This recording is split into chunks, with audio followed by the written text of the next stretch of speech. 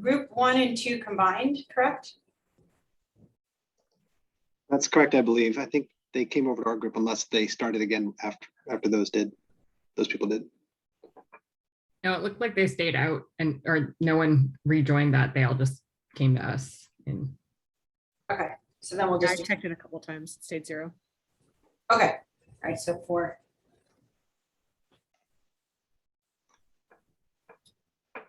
Keith, are you in the room currently or not on break? I was trying to capture his last sentence when we got cut off.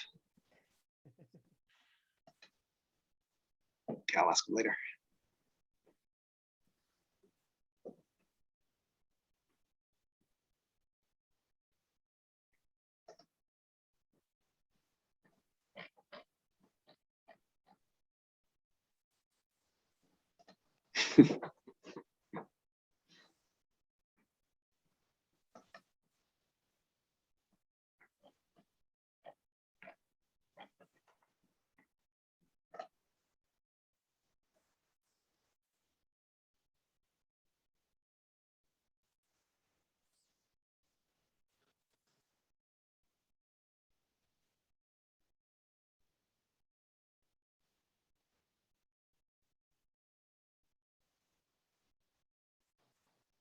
All right, Naomi, should we get started?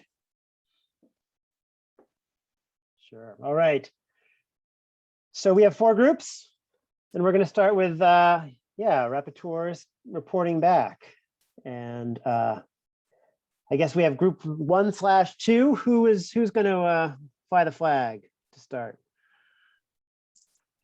All right, I think that was me. I'm hoping that I will catch all of the things that we discussed. So if I miss anything, please jump in. Do you want to share your Jamboard or anything? Do you want to share your screen? I could pull up the Jamboard and you can see why it's hard for me to. Yeah, Naomi, why don't you share? You want to share the Jam? Or yeah, why don't you do it, Drew? Okay. We're gonna share. All right, are you guys seeing this? Yep. Okay, hang on, I'm gonna move it. So are you still seeing it? Hang on. Yes. Okay.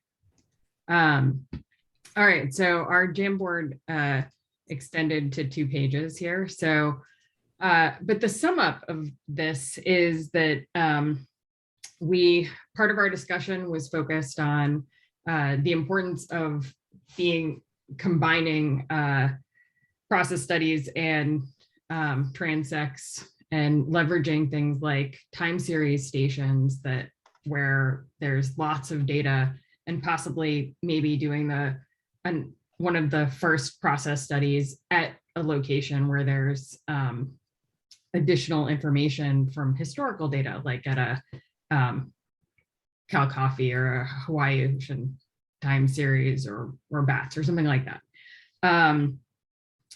There was an understanding that crossover stations are very important. And also that a combination where a transect is used to identify a location for more long-term process studies was also important. Just the realization of that first Geotraces data set coming through and suddenly showing what the depth profile of iron looked like in the entire Atlantic is striking. And so that understanding and then using that information to drive choices. We also discussed a little bit about how to ID core measurements and whether what's core measurements versus key parameters, realizing that science questions are going to have to drive individual cruise design, but the need to have a set of sort of core measurements and best practices that can be used in actually designing making sure that there's compatibility amongst different cruises. We did get a little sidetracked on methods a bit, but talked about the programs like the IODP that have, you know, core instrumentation and samplers, and the possibility of investing in some ways to support the sampling, like Clio or similar things that can allow us to get lots of water that we need. For community building, we discussed actually the need, this is off topic, but we discussed the need to get more input from beyond OCB to include the importance of measurements in the deeper parts of the ocean, that in thinking about how to design sampling plans. And let's see, what else did I have here?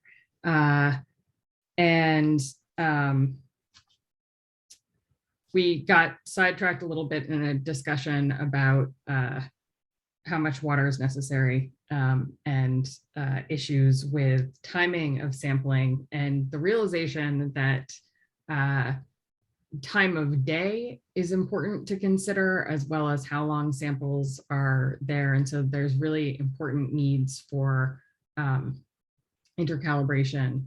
And then as we were finishing up, there was an importance of understanding that we need to make sure that we're not ignoring the physical context. So, you know, quantifying the physics so that we can understand the mesoscale side of things, and realization that a full depth profile is very important for what we're doing. And I think, did I miss anything else that you remember as being really key, Mac? I was enjoying what Keith was saying at the very end, but he got cut off. Keith, I know, that's that's when we were starting to talk about physics, and then it was gone. Are you here, Keith? I think he had this nice point about how he had that yellow sticky there, where he was saying how Kristen was talking about the SAFE effort yesterday, and it really sort of, from his mind, sort of transformed the iron field and began the iron era. And you know, I think he was about to say, and could the same thing happen for BioGeoSCAPES? Oh, there he is. Yeah, yeah. Did I get that right? Yeah, just that you know, the SAFE had a huge impact on the field, and it was just really interesting to hear yesterday how it was, you know, kind of stressful for Kristen, but you know, those of us out that weren't iron measurers, it was long overdue, and we were really excited to see it happen. And it gave everyone a lot more confidence in the numbers. So I think that could be a key part of this program. And it also did build a community, I think, right? Kristen, would you say? Helped? Yeah, for sure. And I think, just in general, and I recognize, a lot of intercalibration is already happening in this community. And, but, it provides a way of being inclusive, right? Because then it's accessible and it's no longer just in lab knowledge or a, kind of more transient experience. It's broader. And I think that's like a good kind of, we were trying to get towards in this conversation today towards the why, right? Like we kind of spent a lot of time thinking about like hows and what it would look like. But, from a why perspective, it's really powerful to get out there and show people what can be done, how well it, compares across systems and people and labs and measurements and things. Hey, Kristen, I'm going to hop in with my chair's prerogative. I think that's so important what you just said. The sort of inclusiveness that intercalibration brings to the table. I also started as a grad student sort of just when SAFE was happening, and it was very much that you had to come out of a certain lab to be able to measure something, and it moved towards there's a way you can demonstrate it and earn your own credentials in the community, and it just very much democratized, I think, the ability to do that science. And I think it's a really important message to think about as we try to build BioGeoSCAPES. Sorry to interrupt. Should we move to group 3, Naomi? Yeah. Oh yeah, group 3 is the modeling group. And we kind of suckered Scott into doing this. He thought he was just a note taker, but here you go. You got this. Thanks. Feel free to jump in at any time. So I think that there seem to be sort of like four main ideas. One of them that was consistently said was a really early integration of modelers into the discussion with experimentalists and with observationalists really would help like push the models further and also be a much more powerful approach.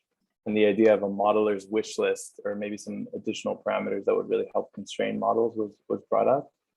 And then another thing that I think happens near the beginning is identifying common interests.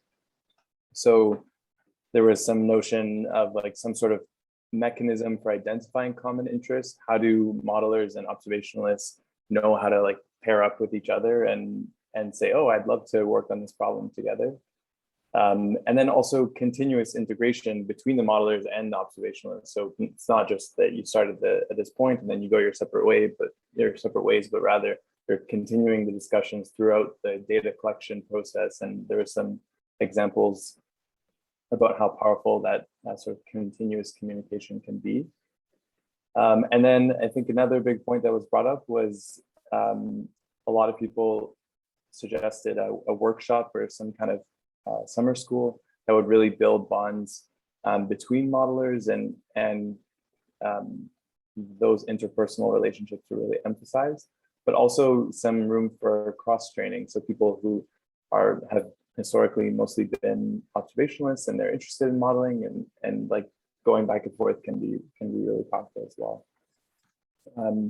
I don't know if I've missed anything, but one thing that I also had in the back of my mind after you just mentioned that, Ben, was I think modeling of all these different fields is probably one of the lowest financial barriers to entry. So I think that that's a really promising or exciting way to increase inclusivity of all the different BioGeoSCAPES programs. I don't know if I missed anything, Naomi, or anybody else who's in the modeling group. Well, I definitely missed things, but those to me were some of the bigger ones. Yeah, we had a great discussion. I think you did a great job summarizing it. And there was a lot of talk about language as well, how to overcome language barriers and just basically facilitating these interactions. And I think we all got excited about holding a workshop early on now, thinking about it now to start those conversations.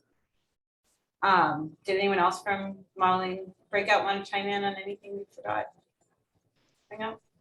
Yeah, so I think one thing that a couple people sort of pointed to was some sort of way to, like Scott had pointed out, like some sort of, even if it's just like a directory way to connect modelers and observationalists and lab people, and maybe it's just sort of like a BioGeoSCAPES who's involved project, like sort of list where you can, if you have something that you're looking for, you can look up who's working on that and sort of reach out in a way that's easier than sort of trying to go through person to person, sort of find people that way. I think like even just like something as easy as a directory could be, kind of helpful. Yes, thank you. That we did talk a lot about that. Also, how to pass wish lists back and forth between what modelers want and what experimentalists want, and just facilitating those conversations. All right, I think in the interest of time, we'll move to group 4. The opportunities to leverage laboratory and experiments and cultures. So we have a reporter for that. Yeah, I will report out for our group. So our group was pretty big, 27 people, and generated a lot of really interesting ideas in terms of how incubations and cultures can generate complementary information. And one of the questions that came up quickly in our discussion is, well, where should we draw the line? What should the scope of these experiments be in the context of BioGeoSCAPES, which is primarily this field-based program.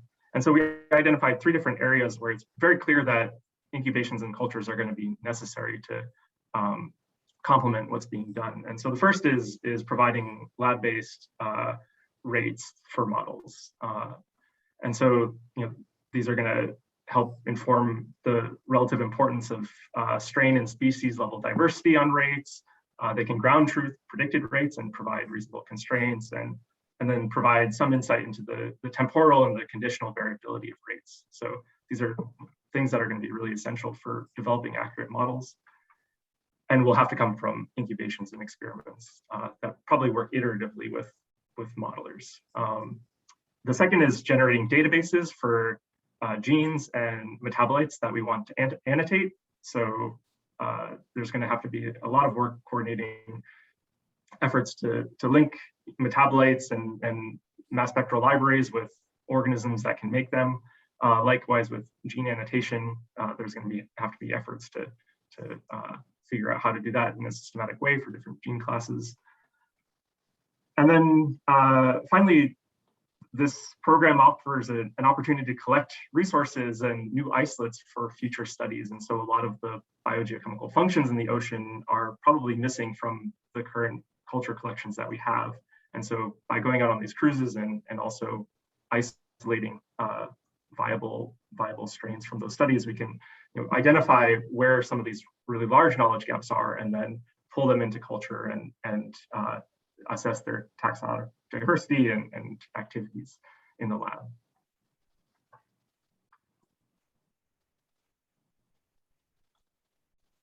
And that's I think most of the high points of our discussion.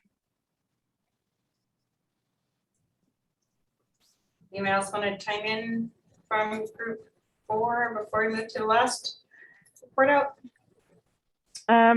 I'll just say, I think that we also talked a bit about like the challenges of just like overall, how do we leverage these big cruises and also smaller focused studies that are the nature of a lot of lab experiments and incubation experiments.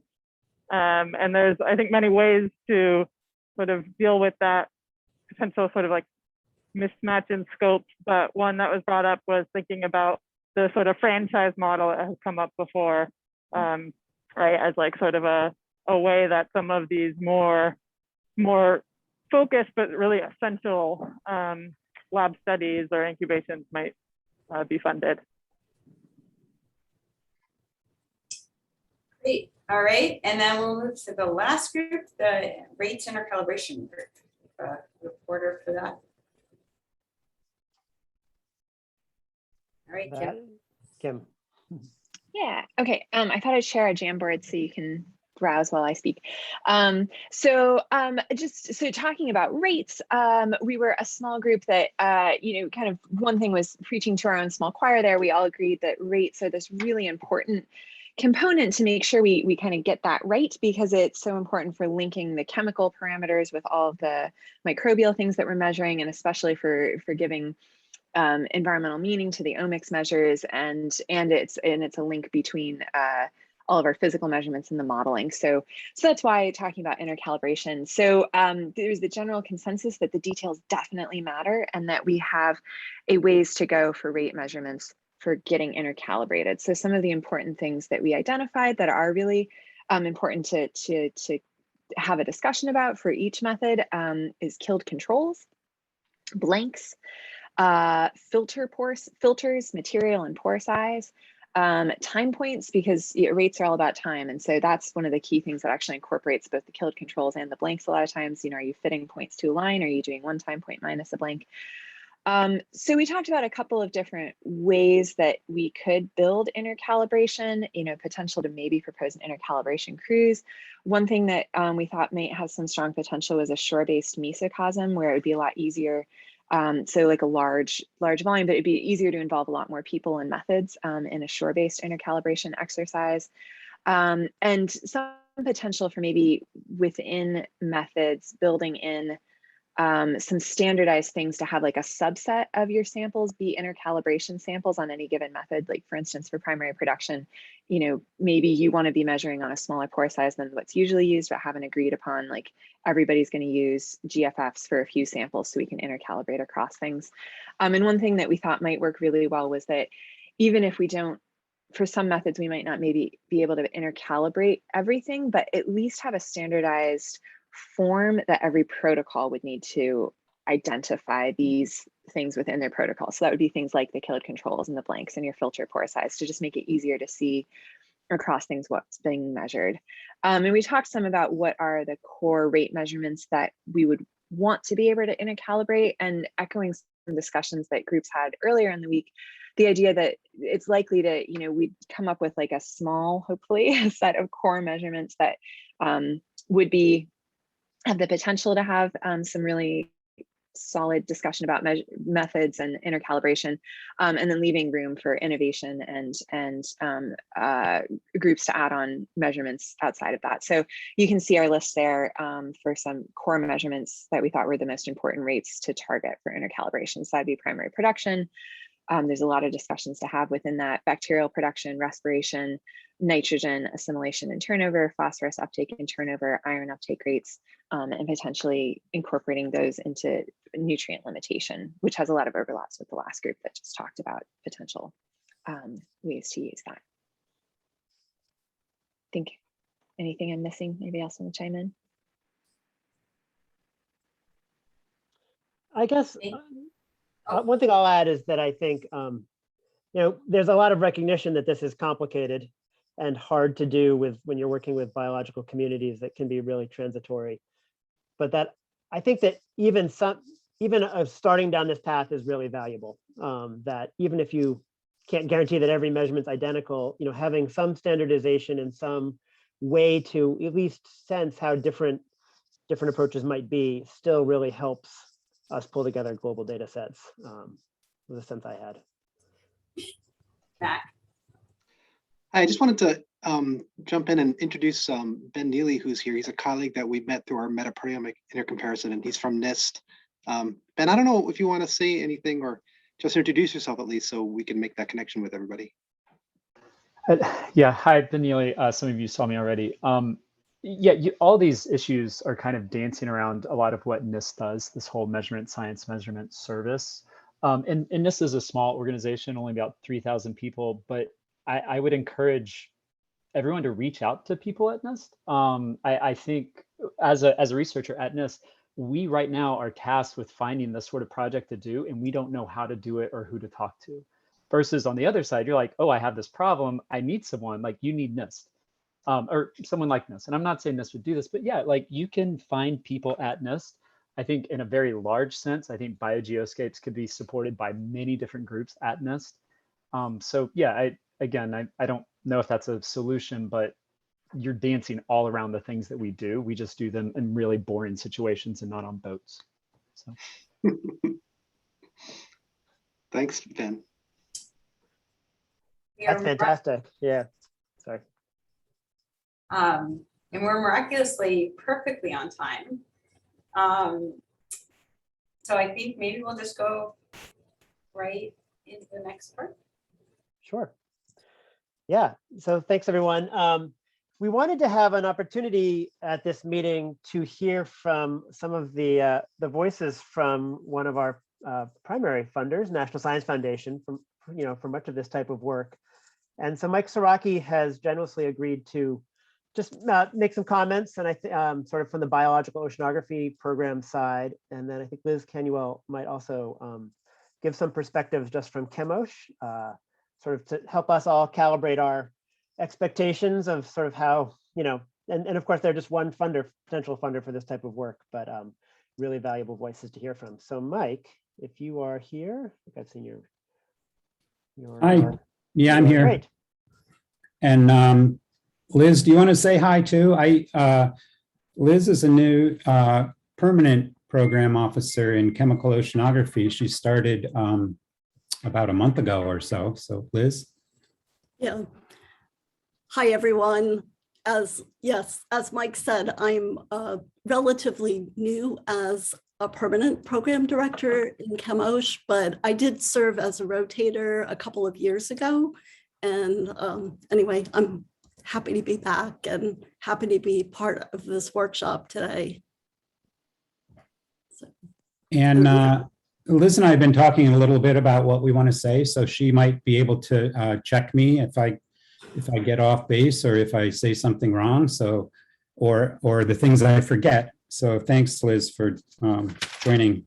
I've been following this process for a few years, and I want to say it's been really nice to observe what you guys are talking about and the kinds of excitement that are being generated by this idea.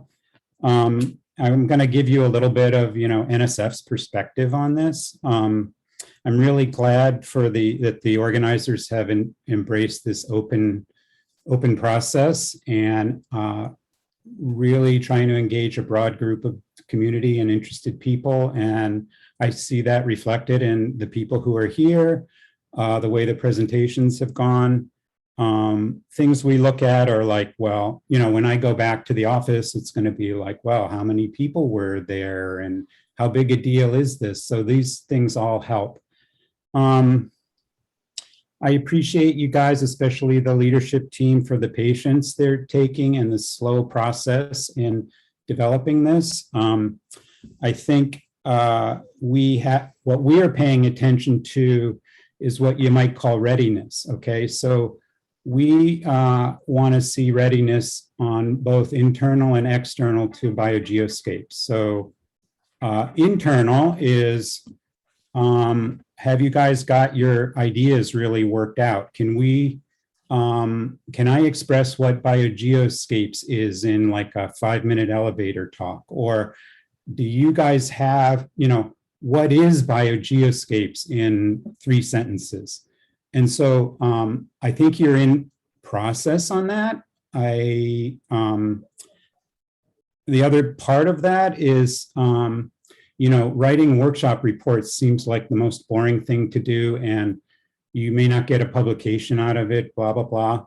But these are the kinds of things that can help us internally in NSF and in the federal government demonstrate that there's community interest in this and it's something that we should do.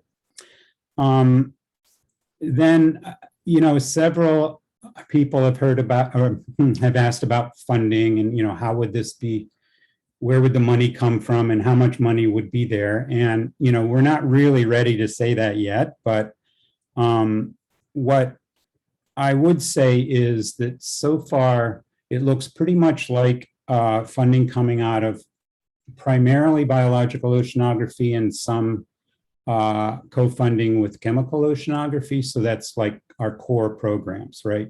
So we, 6 months ago, we thought, oh, maybe NSF will get a big increase in our budget for climate change and maybe we could pitch something like that. Now it's been reduced. So pay attention to the news on funding and what's happening at the highest levels of NSF. And that's sort of what we're looking at. I would say the readiness on the external part is sort of funding opportunities that we see within the agency for this, or within the federal government generally. So we're looking at that and we're looking at what you guys are doing internally and looking for the best match. And we encourage the leaders, for example, to apply for the ExcelNet International Network of Networks opportunity, which is something that can build sort of the national and international strength of the planning for this. We're really looking at it. So I've been involved in lots of big programs. So I originally was in JGOFS and then in GLOBEC, and then I was involved in Tara Oceans and from the inside of NSF with exports. So I'm familiar with how all these things have come about. And if we, NSF, have a particular culture, and that's really looking for bottom-up, community-driven ideas. So if you guys can work on setting some priorities within this realm of ocean biogeochemistry that really justify the investment, then that's sort of what we're looking for. So we're not going to be like NASA, which is very mission oriented and come down with we're going to do this on this time scale and go. And we're not going to be like Tara Oceans, which is privately funded and they could do whatever they wanted. And it was very seat of the pants at the beginning. So I've seen a lot of different projects like this. We're a little bit different and maybe a little more conservative than some of those, but we will be driven by the quality of your guys, focusing of your vision and then matching it to what we see as opportunities for funding within NSF and other partners in the federal government. So I think that's all I want to say right now. And Liz, do you want to add anything or? Yeah, thank you, Mike. I think you were pretty complete. I guess just from the chemical oceanography side, I want to echo some of the things that Mike said. Again, thank you to the organizers of the workshop and for really, I think, generating a spirit of openness and inclusivity. I think that serves the community well, and that's the way that the best science will move forward. And I guess I'd also like to say that, as you're moving forward, so inclusivity is good at the beginning, but I think everyone recognizes that eventually you'll have to make some hard decisions about priorities for moving forward. So some things that you can think about when you're making those priorities are like the best ways to leverage investments that NSF has already made. And also, as Mike said, keeping an eye open for future opportunities as those arise. And then, I've been really happy to see kind of the progression of the workshop. So on day one, I was thinking that the scale was very small, thinking about, biochemistry, cellular machinery, metabolomics, but I've been happy to see the progression of moving to processes and also to thinking about how to scale up. So anyway, thank you. Great, thank you, Mike and Liz. I really appreciate you being here. We wanted to have some time for folks to ask questions of Mike and Liz. If those are, you can, oh geez, maybe put it in the chat. The best way to do that. While people think of their questions, I'm going to ask one just to give people a chance. So I think this is to both of you, Mike and Liz. One of the efforts that we've tried to connect with as a sort of nascent ground up program is the UN Ocean Decade effort.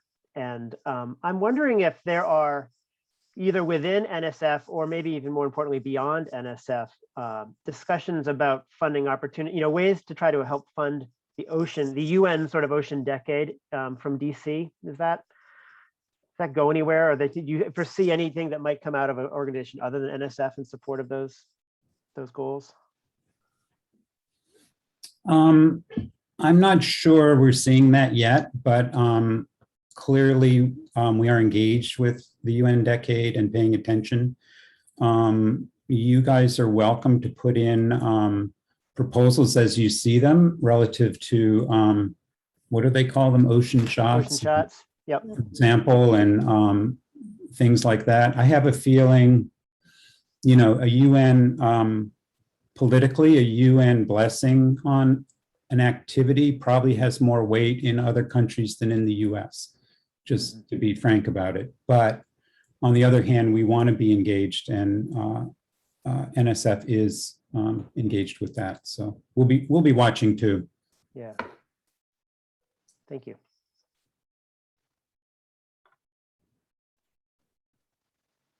Jim?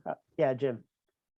Yeah, Mike, what role do you potentially see for SCORE in this? It's a little bit related to Ben's question maybe, but in terms of trying to, SCORE had a role in Geotraces early on, and I was wondering how you felt they could be helpful here.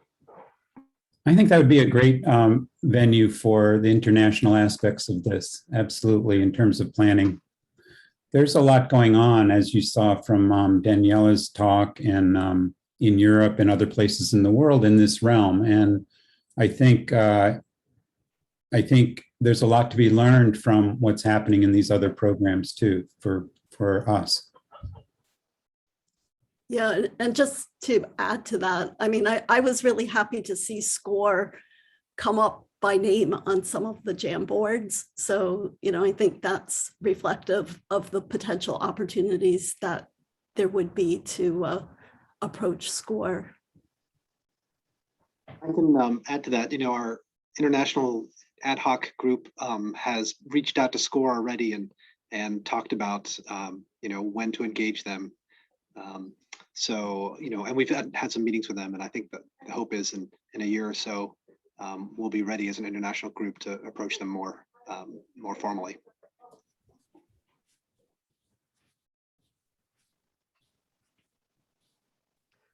Oh yeah, Allison. Yeah, this is a question I think mostly for Liz related to ChemOcean and Geotraces. And to what extent has Geotraces been a catalyst for funding smaller studies that are Geotraces related? One idea that's come up over the course of the workshop is that there's a large field program that might have a BioGeoSCAPES stamp of approval. And to what extent does NSF or does Chemical Oceanography as a program use the existence of Geotraces to inform what other smaller projects it might fund? Let's see, that's yeah, that's a place where maybe I have a limited perspective, just having only been associated with NSF for a little bit. But I mean, I think, you know, whenever we make a big investment, whether it's Geotraces or ocean observing or whatever, we're usually very happy to see other projects that can leverage those efforts. So yeah, and you know, I think well, I guess, you know, potentially in the early stages, maybe there could be some opportunities for synergies between BioGeoSCAPES and Geotraces. I was wondering if I could make a comment on that, just from the perspective of having seen people outside of Geotraces avail of themselves of the sort of the methodologies and the experimental approaches. So people outside of Geotraces can request standard reference material. They can submit analytical results to a common database. They can report those results in their papers, you know, to sort of elevate their credibility. And one would imagine that would be a big payoff of this program as well, that people who may have smaller scale projects, but are able to plug into the infrastructure that's emerging from this program would benefit a lot from this. Yeah, Jim, I really agree with that. I think even if your goal isn't to do a large, you know, ocean section, if you can analyze the, you know, mock community at the same time you're doing your other analysis for another study, and then allow it to be comparable or help contribute to this, I think I could imagine being really valuable. Yeah. Other questions or comments for Mike and Liz? Or just about funding strategy in general, maybe. I'll chime in with another question. We've talked about this a little bit, but more, you know, more generally, to what extent are the BO and CO programs willing to entertain intercalibration efforts as sort of a stepping stone as we move forward? For biological oceanography, I'd say we're interested and ready for that. I think, you know, you would have to write a compelling proposal, and I think that the workshop that you had before the pandemic and the thinking and that's gone into that should hopefully help you make a compelling proposal. So one take-home message I got from today's discussions, and yesterday's, I guess, was reminding me how expensive this could be. So that's good.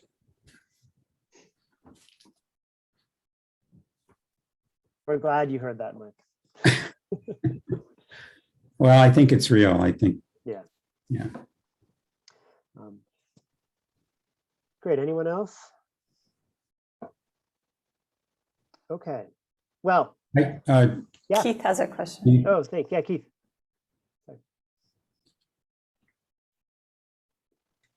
It's not a question so much, but you know, one thing I haven't heard mentioned here much is how do we sell this program to the larger oceanographic community? And with Geotraces, that in the early years, that was always on Bob Anderson's mind. And he would ask us at every meeting that question. Because it is, you know, important to get that larger buy-in if we're actually going to get the program going. Yeah, I think that's a really important point, and that's what I was sort of saying when I said the elevator speech, or like getting your vision honed down to some simple statements that have big impact outside of our community, I think will be really helpful. Yeah, just for those, thank you, Keith, for that. For those who are not as familiar with Geotraces, I mean, from my perspective, Geotraces aligned on sort of three little elevator pitches, you know, micronutrient limitation, pollutants in the ocean, and paleoproxies.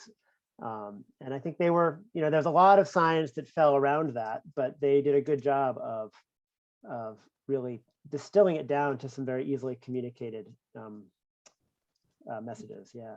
Bethany, see your hand up. Yeah, thanks, Mike, and thanks, Liz, for your comments. I think something that we need to be really mindful of in regard to where Mike said a lot of the funding for this program might come from, which is biological oceanography, is that our reviewer community contains folks that aren't oceanographers. I would say that, you know, the CO community is much more coalesced around oceanographic questions, and our reviewer community is, you know, coral reef folks, fish ecologists, salt marsh folks.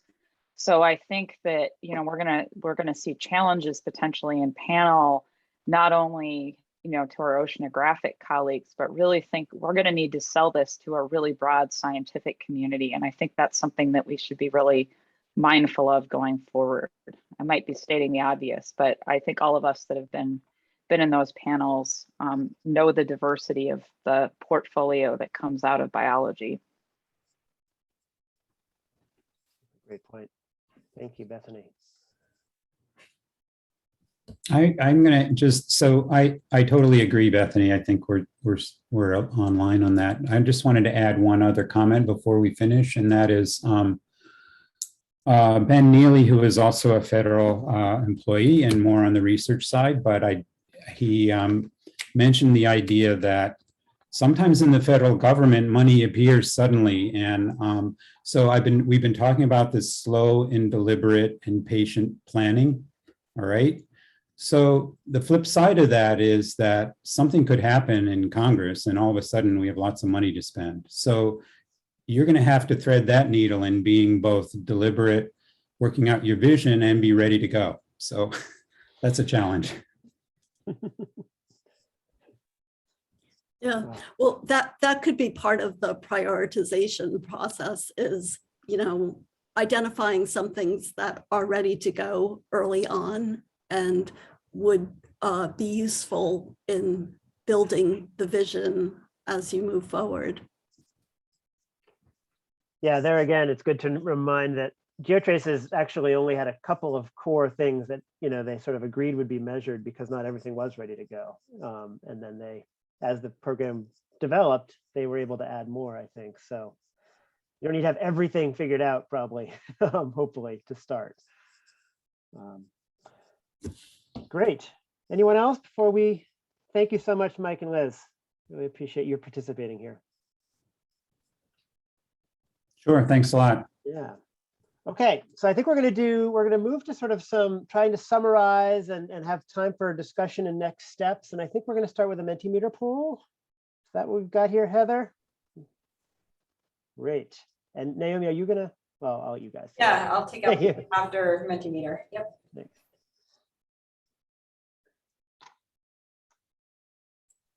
So here's the link. to the first poll. And I'm going to share my screen.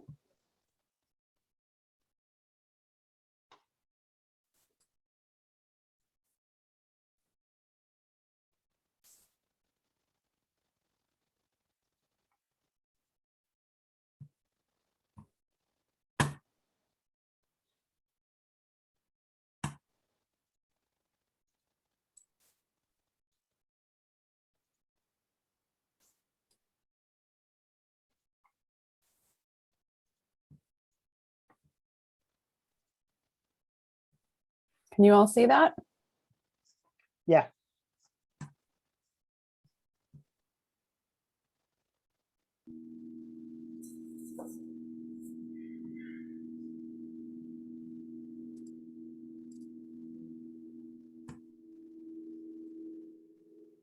Here we go.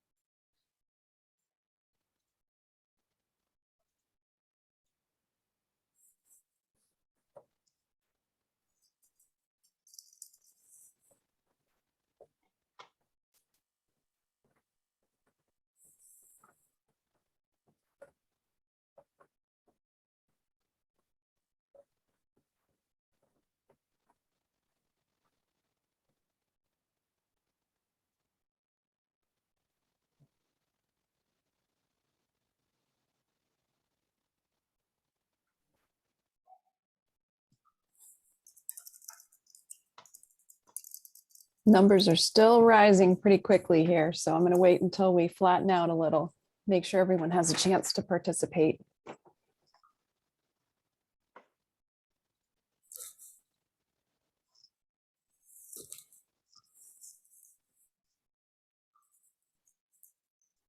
Heather, will we be able to see the results of the other one too, or is that going to have to? Yes. Yeah. Okay, Yep. great. We're up to 63, 65 Oh, people right. have participated.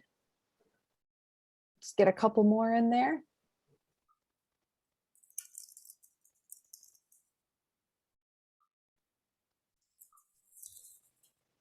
Great.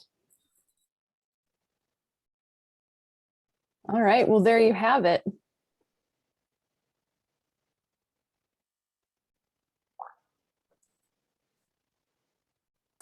How do we interpret this? So the words that are larger are the ones that were entered many more times. The larger the word, the more popular of a response that it was. Oh, there were more than one page of this. I thought we were ranking 7 things, and I see a lot more than 7 things. No, that's the Oh, other. That's the other poll. That's the second Oh, okay, question. I get it. I get it. Thanks. Interesting. Intercal is definitely at the forefront of everyone's minds. Yeah, we didn't talk much about data management. In this meeting. Interesting to see that as third.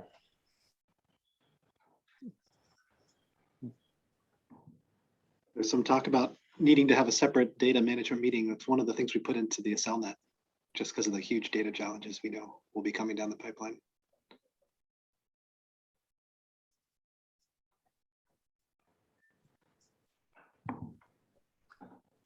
Well, great. Thank you, Heather.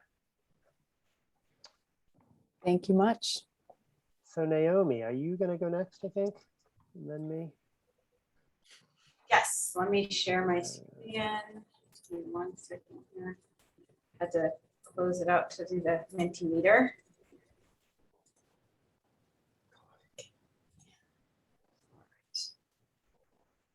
And you're seeing the correct view? Yep. All right, great. All right, so in this final stretch, we wanted to take some time at the end of the meeting to summarize what we've accomplished over the workshop and also take some time to look forward. So now we want to revisit the meeting goals that we had put up at the beginning of on day one.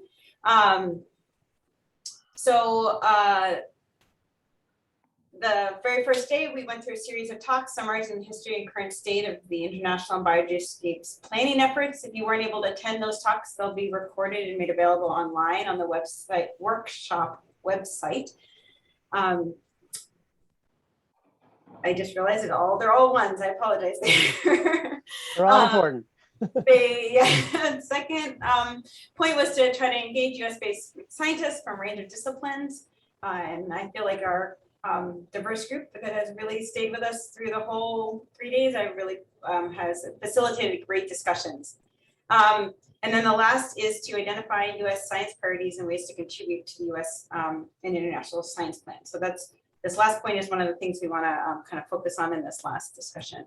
The other thing to come back to is on the first day, Maite Maldonado presented the kind of international BioGeoSCAPES view and highlighted that there's a request from all of these national workshops to answer these 4 questions.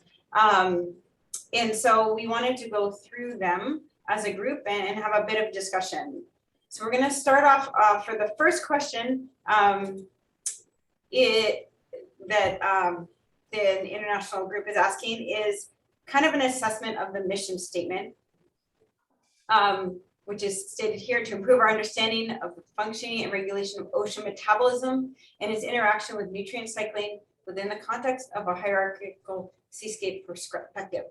And the question is, how can this be improved or modified? And so to best kind of poll the group, we decided that we would do another Mentimeter poll. Unfortunately, Mentimeter doesn't let us have too much text. So I'm going to keep sharing my screen.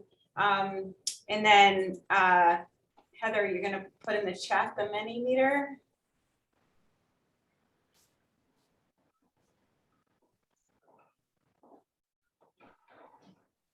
Heather, do we have? Okay, cool. So yeah, if everyone can take a minute to go to that Mentimeter, and you'll see choices to kind of evaluate that statement. Again, for this.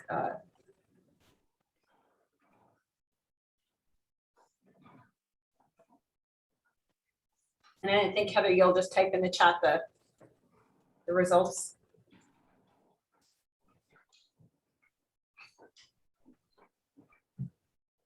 Someone will have to vote for me.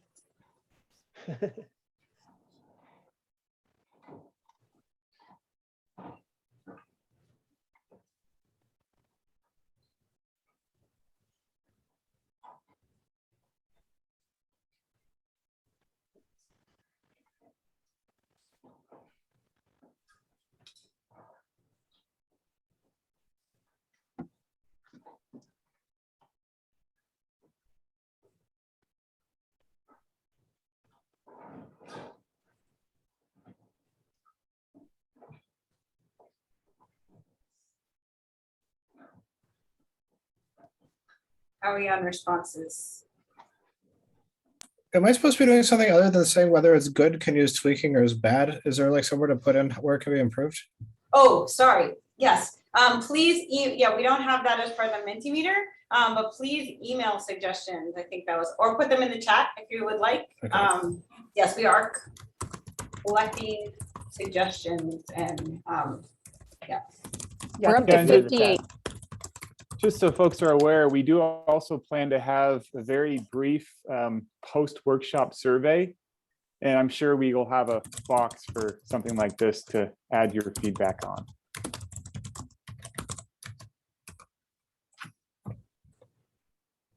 I think we're stopping at 58. I don't see any more responses coming in. All right, great.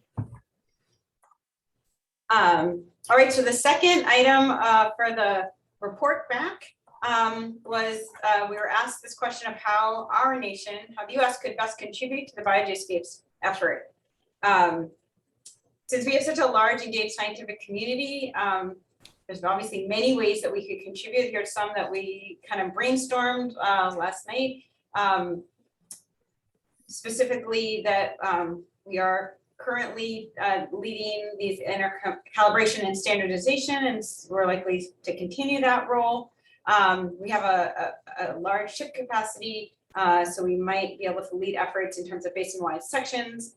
We also have a lot of ongoing time series efforts such as BAT, HOT, COFFEE, and then the LTR programs, which could be integrated into our BioGeoSCAPES effort. So we wanted to also open up the floor for any other thoughts of what we could highlight in this part of the response. You're welcome to put it in the chat or raise your hand or speak out what else we could add to this list.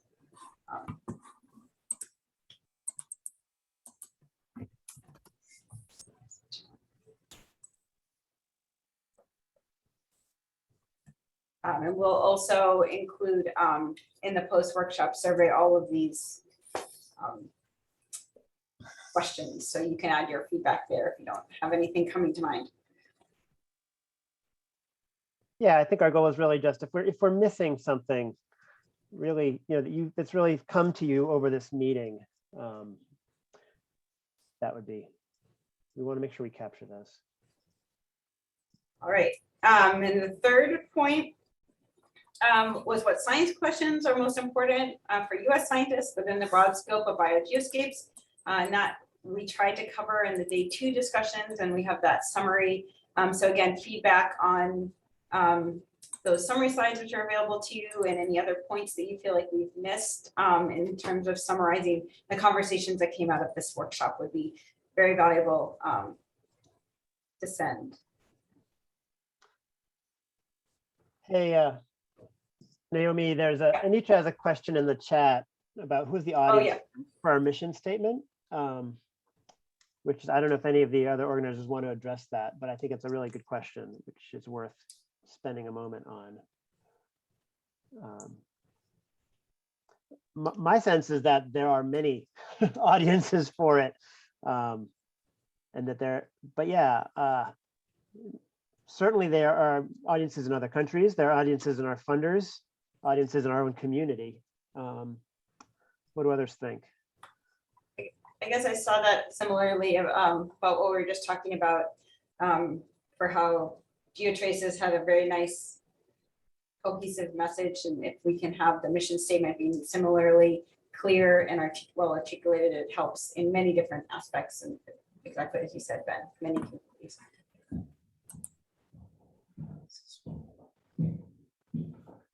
Yeah, I guess I would write it really differently for all of those audiences, but if it's the highest level mission statement, then I think it needs to be in pretty plain language. If it's for scientists in our own community, it's obviously going to be something different. Yeah. That's a great point. Yeah, really, really good point. Oh, and there's, comment. That was a great comment to add in the cookbooks and best practices. That's a really great point to add into what we can provide. The last question for this report back was, are there impediments that the international program could seek to mitigate through training or collaboration?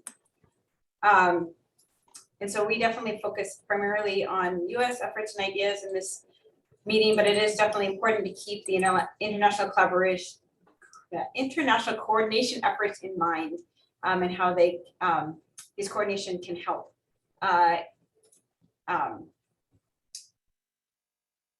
So there's planning for an international meeting in 2023, and we're hopeful that our intercalibration efforts can continue and expand before that meeting. And I think that's one aspect in which the US community can really help contribute. And we tried to put together a table. Maybe I'll stop sharing now and Ben, you can pick up Sure. To highlight what we feel has really come out of this workshop is as one of the strengths of the US contribution. Can you see this table? Yes.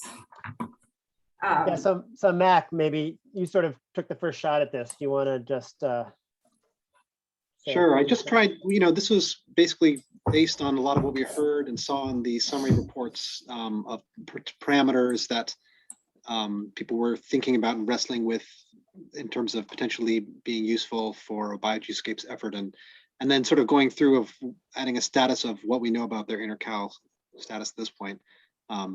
One thing we would love to make sure is that, is there anything we're missing here in terms of things, the decisions of what a parameter list may look like, or if BioGeoSCAPES even has a key parameter list like Geotraces does, I think is going to bubble up to the international level. But to even be included, I think we need to know that some of these numbers could be robust when compared across international analysts and efforts. One thing in particular is we saw a really big vote yesterday for rates needing to be intercalibrated, and if people would like to elaborate on what those could be, that would be useful.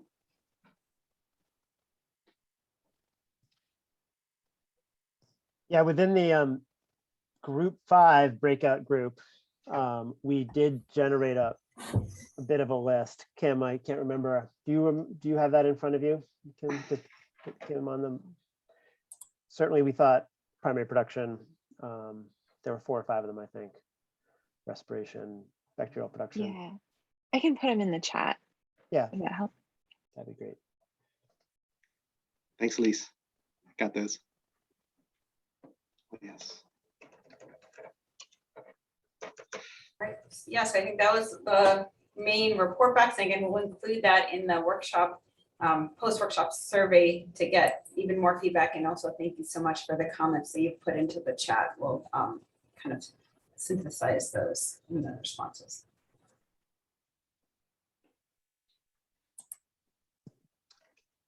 All right, Naomi, is it over to me? Yep. Over to me. All right, I'll share my screen again. You guys aren't sick of my screen yet. So yeah, I'm going to talk a bit about just sort of some thoughts on next steps, and then we'll have time just to open it up for other questions and comments. As you're aware, we've been recording the talks for the meeting, and so we'll definitely make those available after a little bit of just sort of editing them down, and those will be on, I think, the OCB workshop website, and probably linked to the BioGeoSCAPES website after the meeting. As Naomi just mentioned, we'll definitely draft a workshop report, and we'll circulate that to everybody here for comment, and then post that to the workshop website as well. And we heard Mike say that those reports are important. They really are. They're read, and they're a valuable record of our community's sort of actions. And then, as Adrian mentioned, also there will be a post-workshop survey that will get sent around, hopefully probably early next week, where there will be opportunities for you to, again, provide additional sort of input, feedback, things we missed, things that we've thought of maybe over the weekend afterwards, and hopefully we can capture as much of that as possible. So just as a reminder, again, we put in this proposal, it has not been funded, so it's still pending. But this is just sort of a reminder of some of the activities that we hope will be supported if it is successful in review the second time around. And just to remind you of sort of both the types of activities that were envisioned and the timescales. And so, workshops and working groups and reports coming out on more about the science, thinking more about the science. And Mac, remind me, how much international participation did we envision in these AccelNet supported activities? Can you? They're very much designed to be a lot of international engagement, right? Yeah. So, and if the EU cost effort gets funded, they've tried twice to do something that's EU based. There is hope that we could merge those efforts to make them even larger. So that's one of the advantages of the AccelNet, is that it really can support a lot of international collaboration. Great, thanks for clarifying that. Yeah. And again, there's intercalibration review and assessment in there, but this is not a proposal that could or will support intercalibration activities. And so there again, this is very much a encouragement for all of us in this community who want to see this happen to self-organize around proposals to do that. I think that will be really important based on the Mentimeter poll we just saw. Yeah, and then also just to emphasize these early career, and that there are funds in this proposal if it's successful to help catalyze interactions between lab groups, between students and early career folks in all sorts of ways that I hope will really help the community congeal. Okay, so I think, maybe, I don't know how much people want to give this feedback in plenary, but certainly we want to have an opportunity to just make sure we're getting the right sense of what the community is excited about for the next US steps. What are we missing in that timeline, or what needed steps are we missing?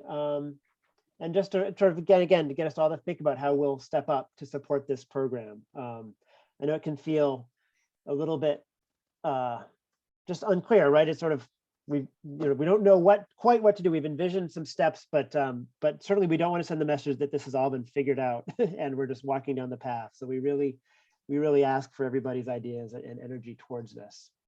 And maybe we'll have some opportunity. I'll just, when I'm done speaking, we can hopefully revisit these with everybody's input. Two other items here. One, just to remind everyone that GatherTown is the space will still be open, is open for the next few weeks. So looks like Naomi is already in there right now. No, I know this is a screen grab, but yep, feel free to go back. And I think the drink tickets that we've given you are good for at least the next 24 hours at the bar. So please enjoy the efforts that everyone has made to put their posters in GatherTown.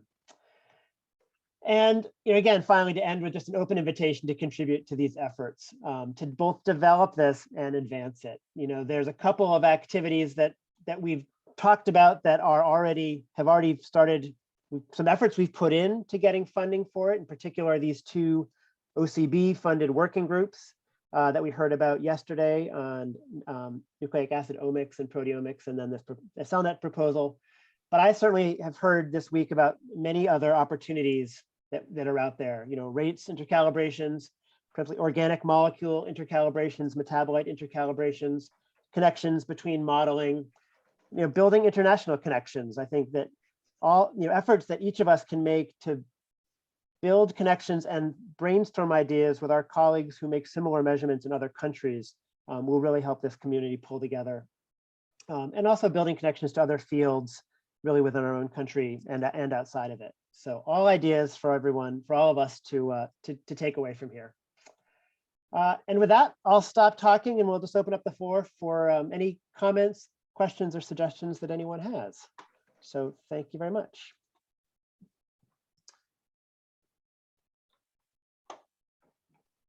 What? Yes, John Casey.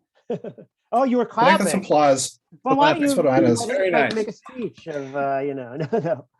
And we wanted to also add that OCB has generously opened up GatherTown at high capacity for another until 11 a.m. tomorrow morning. So a bunch of us are thinking of just going over to GatherTown if you want to chat informally and catch up for right after this. And there's free beer there, Jim says. You've got to find it. It's underneath the octopus rug. Yeah.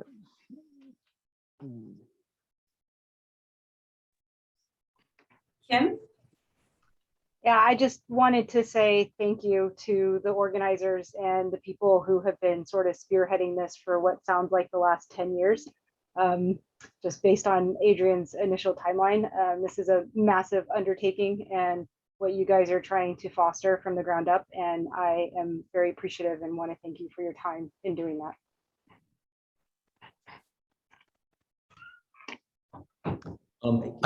I had a quick question for the organizers and maybe for the larger group too. But when Mike said that at some point you have to cut some people out of the picture because of you just have to prioritize and the resources and so forth.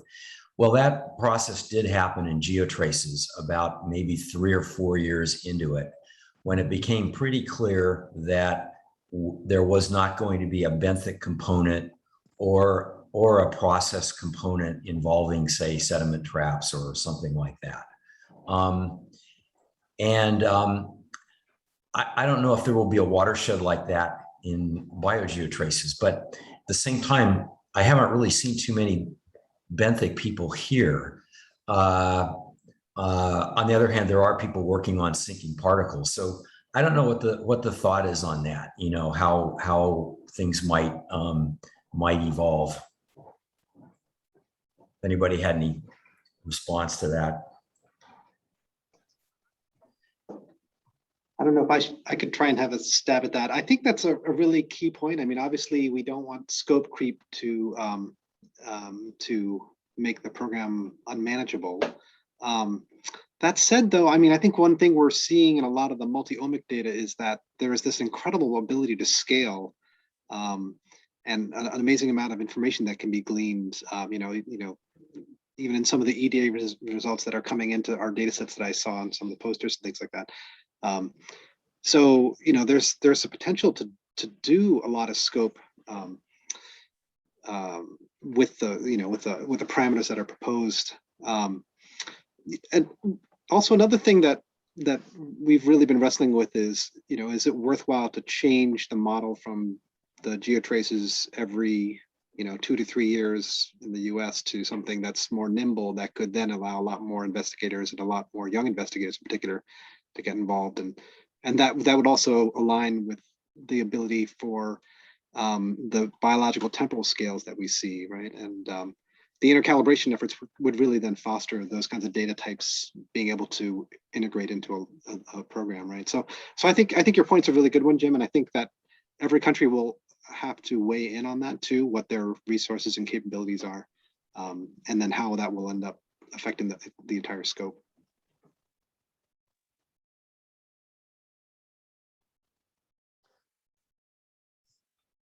One thing I don't have a sense of is how the international discussions versus national discussions might, you know, maybe contribute to that, just as to use Geotraces again as an example, Jim or others. Because obviously the capacities are so different in these other, in many countries, and we need to have, I think, a very international program. Do you or others have insight, Jim, into whether, you know, this push-pull of national versus international goals planned out? I guess the only comment I would make is that I think if there's a significant European involvement in this that continues, there will be a benthic component in there, just because the MPI in Bremen and the University of Southern Denmark in Odense and a couple of universities in the Netherlands that are like big powerhouses in marine microbiology, they have very strong sediment biogeochemistry groups. Geomar, that's another one. So I do feel like there is very likely to be a significant sediment-based component. And I just want to clarify here that I'm not talking about geomicrobiology. You know, that's a different realm, and I'm not really going there. It's more about people studying benthic processes that have an impact on the biogeochemistry of the overlying water column. Great, thank you. Yeah, Adrian. Yeah, so maybe I misunderstood what was being said, but you know, I think Ben, you mentioned sort of capacity building and things like that, and I think, you know, Geotraces has actually done a pretty good job about capacity building, not just in established, you know, in Western countries, but also throughout the world. I mean, the number of trace metal programs, national trace metal programs that have gotten going through Geotraces in, you know, South America and Asia has actually been quite significant. And part of that is through holding meetings in those countries and through actively involving those countries. So, the scientific steering committee takes the opportunity to hold meetings in those countries in order to help raise the prestige and raise the visibility of researchers who are working there. And I think that's paid off. Some people who entered the program as graduate students are now running the program on an international level, and that's something that's really nice to see. So I think, and not just sort of from one country, but from a variety of countries. And I think that's a nice thing to see. So I think that capacity building and development of people's careers is something that we shouldn't sort of neglect. I think it's a very important part of any program like this. Yeah, thank you. Thank you. Really important comment. John, you've taken your hand down. Do you have? I kind of had a question, but it's kind of like an above my pay grade kind of question. I'm just trying to get a feel for like the scope of this project, basically, and what we can learn from other large projects like Geotraces and exports, but kind of from like a structural standpoint. Do you have some vision for like a center, a U.S. center that would be kind of orchestrating this project, or is it distributed among a bunch of different institutions? I'm kind of thinking of Seymour. There's a physical building that kind of, and also along the same lines is, do you expect to see kind of calls for proposals sort of internally to BioGeoSCAPES, or are those sort of filtered through NSF from the outside? Just curious about the hierarchy of things. Sure. Well, I'll let the other organizers weigh in on what their vision is, but I'll tell you what Geotraces does.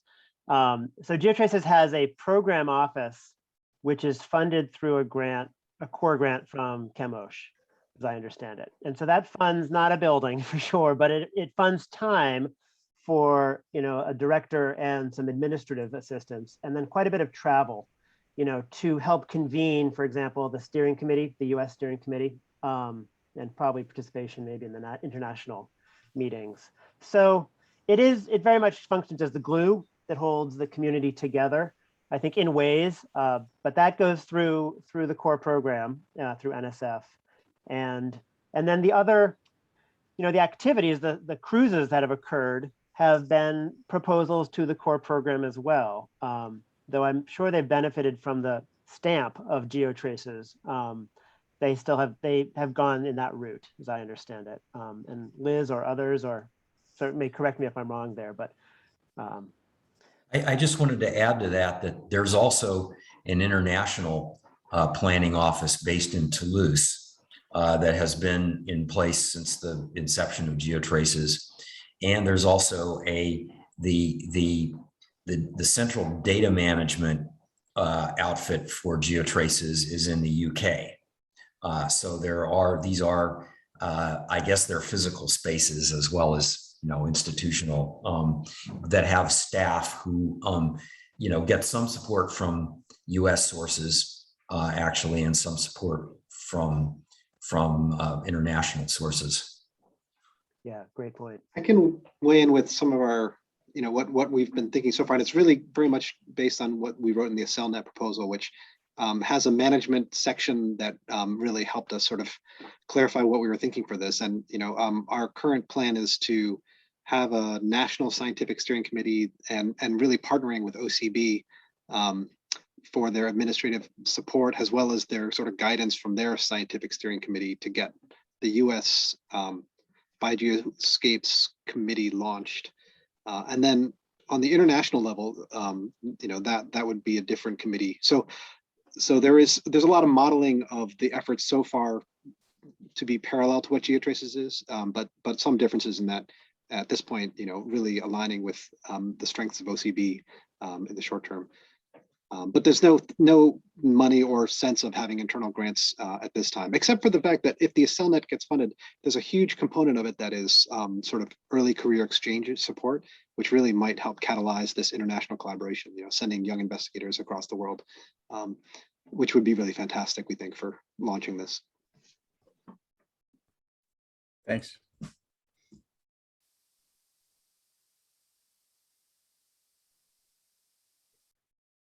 All right. Well, I'm seeing a lot of Zoom fatigue on the screen, but thanks everybody so much for participating. We've got still 56 people here, which is amazing. And anyone who wants to, I think some of us are going to go hang out in Gather Town for a little while. So please join us. And otherwise, thank you all very much.